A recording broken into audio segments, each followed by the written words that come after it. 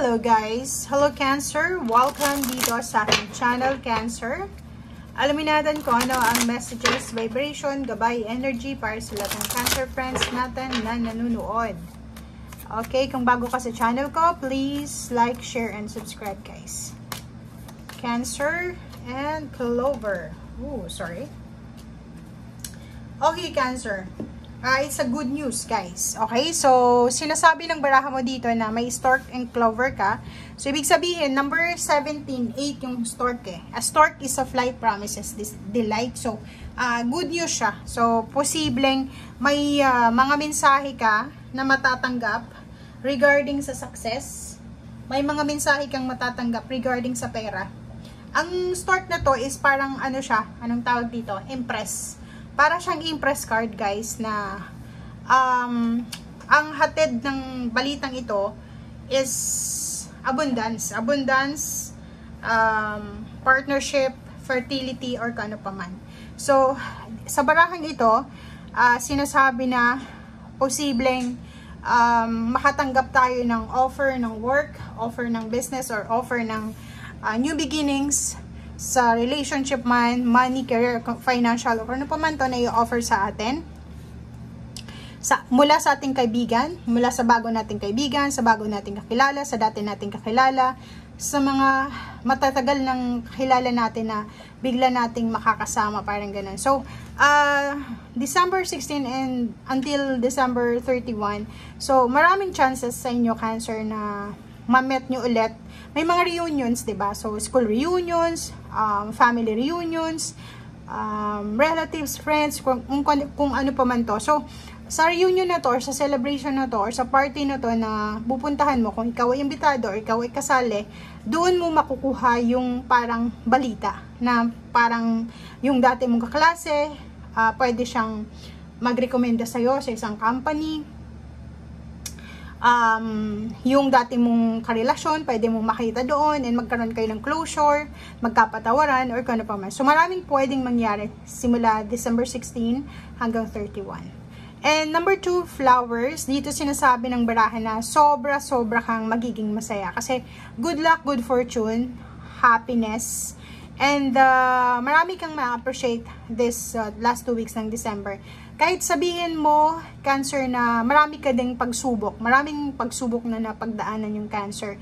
For the 2023, maybe 2022, 2023. But sinasabi ng baraha sa'yo dito na sobra kang swerte.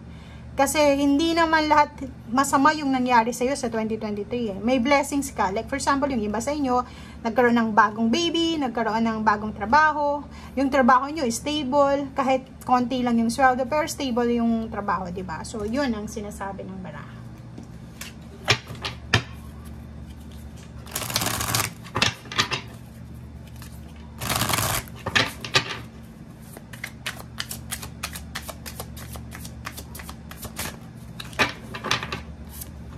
Okay, so 7 chakra Archangel Uriel. Wisdom. Nakikita natin dito, Cancer, na bago matapos yung December 2023, may ibang Cancer dito na parang gusto yung mag-aral, gusto yung magbalik eskwela. Or yung iba sa inyo medyo may edad na, pero pwedeng gusto yung magkaroon ng additional na knowledge, wisdom, or skills, parang ganun. So, kasi may balak siguro kayong mag-apply sa mataas na posisyon sa trabaho, parang ganun. So, nakikita natin dito na meron kayong konting pag-aalala eh. Kasi, like, halimbawa, ikaw ay maybe 5 years na sa company na yan, and yung promotion mo is paunti-unti lang. Kasi, ang problema is, okay, matagal ka na dyan sa company na yan, given na yon, pero, yung skills na meron ka, is medyo mababa compared sa mga bagong pumasok sa company. So, medyo nag-aalala ka sa position mo. Maybe one of these days ay pwede kang ma-terminate, ma-lay off, or parang gano'n. So, may iba sa inyo dito na posibleng magkakaroon ng idea na mag-aral or makipag-collaborate or maghanap ng tawag dito, wisdom, knowledge, or kung ano pa man. So, ikaw ang makakapagsalita kung ano man to na gusto mo. I-comment mo sa comment section. Next is Angel of Balance, number 48, 8, 9, 10, 11, 12. So, it's a completion din to. 3, celebration. So, yun. This last 2 weeks ng December, kung ikaw ay medyo hindi balanse yung mindset mo, or wala namang hindi balanse sa inyo kasi sobrang maganda yung takbo ng 2023 nyo dito sinasabi ng Angel of Balance na kung hindi mo na-balance yung 2023 mo, ibigay mo daw sa sarili mo yung balance na yan pagdating ng 2024. Parang gano'n yung sinasabi ng baraha.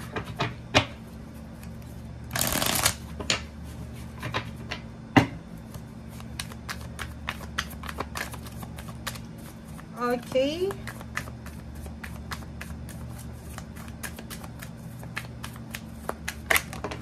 Oops. Cancer. Okay.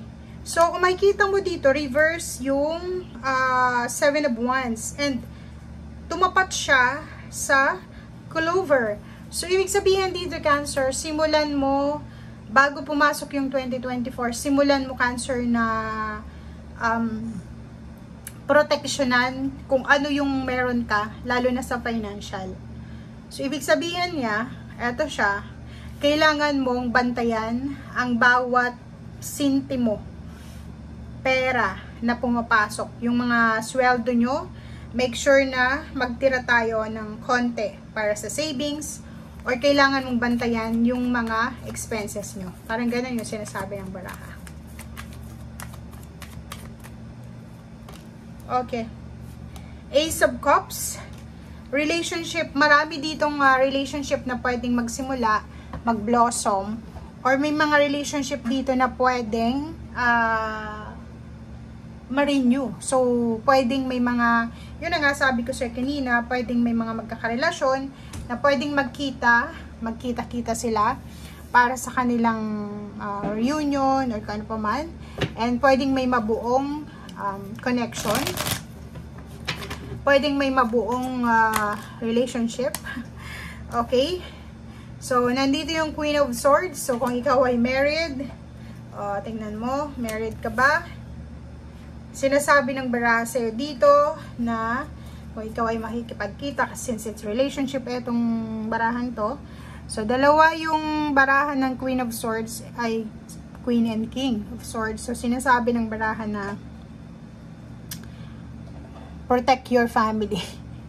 Okay? Kasi posibleng ikaw ay family-oriented ka, tapos bigla kang pumunta sa reunion, nagkita kayo ng karelasyon mo dati, siya ay free, and then biglang naging, di ba, sumiklab yung pagmamahala, nag-alab yung mga puso, parang ganun. So, ingat-ingat tayo. So, protect what you have.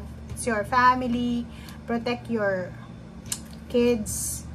So, yun ang nakikita natin dito, guys. So, kailangan mong proteksyonan kung ano yung meron ka sa ngayon. Okay? Huwag kang magpadalos-dalos sa decision making. Kaya, di ba, maraming nangyayari sa mga reunion. Okay.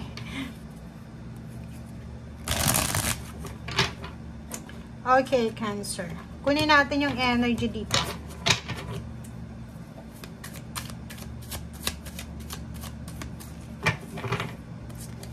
Okay. Four of Cups and King of Pentacles. So, nakikita natin dito yung stability, guys. Stability sa pera. So, posibleng may hinihintay yung iba sa inyo dyan eh. Pwedeng naghihintay kayo ng bonus nyo, extra income, unexpected na salary increase, parang gano'n. So, unexpected siya, pero nag-expect ka. Diba? So, pwedeng, yung iba sa inyo dyan is naghihintay kayo ng pera. Okay? So, paki-comment sa comment section kung may hinihintay kayong salapi. Or pwedeng yung iba sa inyo dyan ay naghihintay ng padala from your relationship, from your loved ones. And number 4, 44, stability. So, sinasabi ng baraha na may posibleng, yun na nga, may mga tataas ang posisyon sa trabaho for the year 2024. So, ngayon pa lang parang ina-anticipate nyo na siya. Diba? Tingnan nyo. Kita nyo to, ang ganda ng barahang to eh, 44. So, kung may hinihintay kayo na, kung pwedeng, ay kung halimbawa ikaw wala kang trabaho, tapos yung karelasyon mo siya yung may trabaho, so pwedeng siya ito. Pwedeng siya ay makakatanggap ng recognition, rewards, awards, tataas ang kanyang sweldo, position sa trabaho, empowerment. So, parang, ang mararamdaman mo sa linggong ito is, you are super empowered, diba? Parang, mararamdaman mo na, wow, blessed ka. Parang yun. Okay guys, thank you for watching and see you again. Bye!